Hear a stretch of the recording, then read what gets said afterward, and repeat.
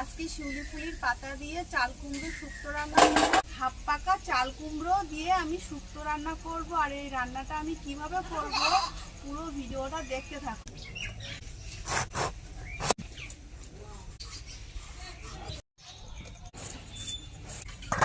বড় মুখটা দিয়ে চাল কুমড়ো কুচিয়ে নেব। গাছ থেকে 5টা-6টা মতো শিউলি ফুলের কচি কচি পাতা নিয়ে এসেছি। এবার এটা শিলপাটায় বেটে নেব।